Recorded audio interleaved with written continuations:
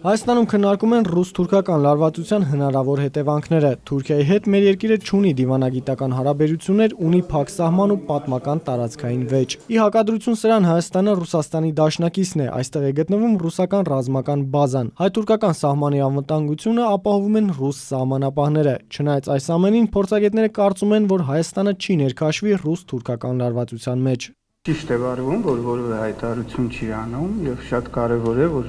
մինչ օրս եղել է ընդամենը մեկ հայտարարություն Պաշտպանության նախարարության կողմից, որը բավականին էլի վիճահարույց է, բայց հավանաբար պետք էր անել հայտարարություն, իսկ որ նախագահի կամ արտգործնախարարության կողմից չկա հայտարարություն, դա շատ ճիշտ խոհեմ մոտեցում է։ Վերջին օրերին լուր է շրջանառվում, թե ռուսական 102-րդ ռազմաբազան տեխնիկապես համալրվում է, մի քանի հազարով ավելացել է նաև Հայաստանում ռուսական ռազմական կոնտինգենտը։ Մոսկվան պաշտոնապես չի մեկնաբանում այս լուրերը, սակայն Հայաստանում այս քայլը բնական են համարում։ Օդային պաշտպանության միացյալ շրջանակներում մեկ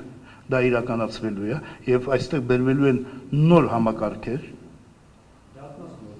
Այո, նոր համակարգեր, այստեղ ուժեղացվելու է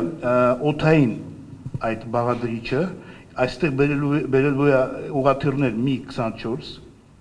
հարվածային եւ մի 8։ Փորձագետների կարծիքով Թուրքիան կարող է Ադրբեջանի միջոցով սրել իրավիճակը Արցախում, նպատակ ունենալով շեղել Ռուսաստանի ուշադրությունը, սակայն Բաքվի նման քայլը Մոսկվան անմիջապես կընկալի որպես սադրանք նաև Ռուսաստանի դեմ։ Գիտակցելով այդ քայլի ծանր հետևանքները, Ադրբեջանը դեռևս այդ քայլը չի անում։ Վարդան Գալստյան, Գառնիկ Մելքոնյան, ժամը լրատվական։